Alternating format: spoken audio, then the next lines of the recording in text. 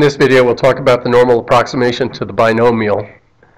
Binomial random variables are discrete. That is, they only take whole number values, and their distributions can be strongly skewed if p is close to 0 or close to 1. However, if n is large enough, then a binomial distribution becomes approximately normal. And this is in spite of the fact that normal distributions are continuous and symmetric.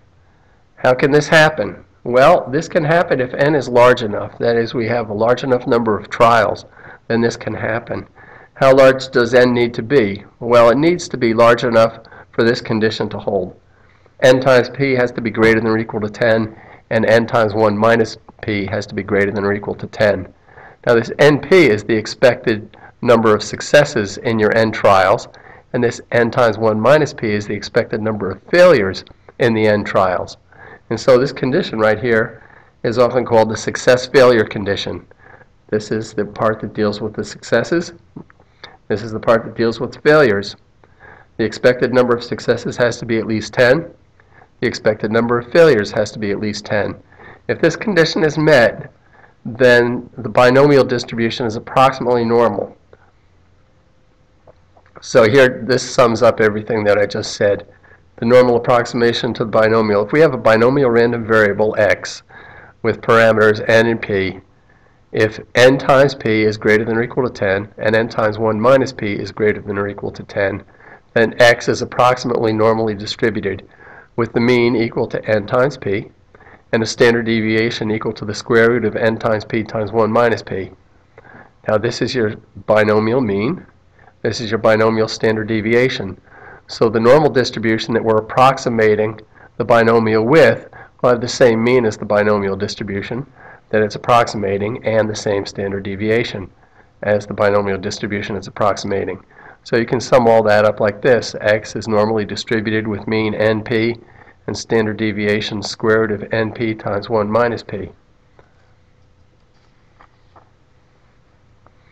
Now the reason why this normal approximation exists is that back in the day when people wanted to make complicated binomial calculations, it's kind of difficult to do without computers and calculators, and the normal approximation made those calculations in binomial settings much easier. But it's also important in situations where we're conducting statistical inference for proportions. This normal approximation is the basis of that kind of inference. So when we get to looking at inference procedures for proportions later on, we're going to be using this normal approximation all the time, and we're going to be checking that success-failure condition every time that we do this kind of procedure. Now here's an example. We can suppose that 45% of all New York Giants fans, who number in the millions, think that Coach Tom Coughlin should retire or be fired at the end of this season. If we take a random sample of 1,200 Giants fans, we can figure out the probability that more than 565 fans in the sample think Tom Coughlin should retire or be fired at the end of the season. Now we can let X be the number of fans in the sample who think Tom Coughlin should retire or be fired at the end of this season. Now think about it. This X is going to be approximately binomial. Why? Well, because the population in this case is in the millions. It's much bigger than 10 times the size of the sample. So the sample is definitely less than 10% of the population, and therefore you can treat the sample observations in this sample as approximately independent. The probability that any individual in the sample would be in favor of Tom Coughlin's retirement would be about 0.45 for every individual in the sample, approximately. So you have independent observations in your sample, and you have a constant probability of success on each trial. Each one of these 1,200 fans represents a trial. There are two possible outcomes on each trial. They can say, yes, I believe this, or no, I don't believe this. And so there are two possible outcomes per trial, and there's a fixed number of trials, 1,200. So the four conditions for a binomial setting are met, at least approximately, and so we can say that this random variable x is binomial with n equal to 1,200 and p equal to 0.45. That all depends on that independence condition from the previous video. Now the success-failure condition also holds in this situation. NP is 1200 times 0.45, and that's 540, which is much bigger than 10. And n times 1 minus p is 1200 times 0.55, which is 660, which is much bigger than 10.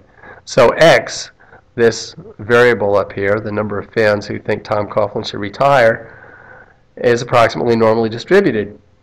And we can describe that distribution in terms of its mean and standard deviation.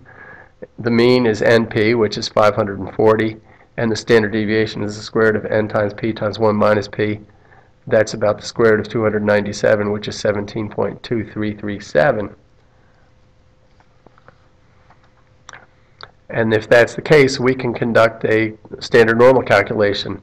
The probability that x is greater than 565, we can standardize that expression inside the parentheses, or that inequality inside the parentheses. Subtract the mean, divide by the standard deviation on both sides. We get a z-score of 1.4506. So we're looking for the probability that z is greater than 1.4506, and that's about 0.0734. And here's a conclusion. The probability that in a random sample of 1,200 Giants fans, more than 565 fans think that Tom Coughlin should retire or be fired at the end of the season is about 0.0734. Now, what does this mean, this probability? Okay, probability, if you look at it from the point of view of repeating the random phenomenon many times and then looking at the long-term relative frequency of a particular outcome, well, in this situation, we can think of this probability as a fraction of all random samples of this size, 1,200 Giants fans, in which the x variable takes a value greater than 565. So if you think of it that way, the probability is related to the repeated random sampling, taking repeated samples from the population of this size, and then this probability we just calculated is a fraction of all those samples that will give a result like this, where the x variable takes a value greater than 565. Here's another example. Each day XYZ Corporation produces 10,000 flux capacitors, of which 200 or 2% are defective. From each day's production run, 50 units are sampled at random and checked, presumably for quality control purposes. Use the normal approximation to find the probability that 2 or more units in the sample are defective. Well, we can let x be the number of defective units in the sample. The 10% rule holds in this case. 50, the size of our sample, is much less than 10% of 10,000. 10% of 10,000 is 1,000, and 50 is much less than that. So x is approximately binomial with this mean, 50 times 0.02, which is 1, and a standard deviation equal to the square root of 50 times 0.02 times 0.98, which is about 0.9899. Now we can check the success-failure condition and see if we can continue. Well, n times p is 50 times 0.02, which is 1. That is not at least 10, it's much less than 10. So the normal approximation is not going to work. We don't have enough expected successes in our sample to use the normal approximation. We could solve this problem using binomial methods, and when we do, the probability we're looking for is about 0.2642. So in some situations, you're not going to be able to use the normal approximation to the binomial, but you could still use binomial methods.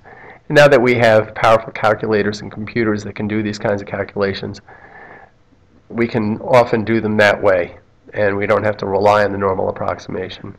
The normal approximation will be very important when we get to inference about proportions, and that's primarily why we study it nowadays, is for its use in that particular context, and we're going to see a lot of it as we go through that particular part of the course.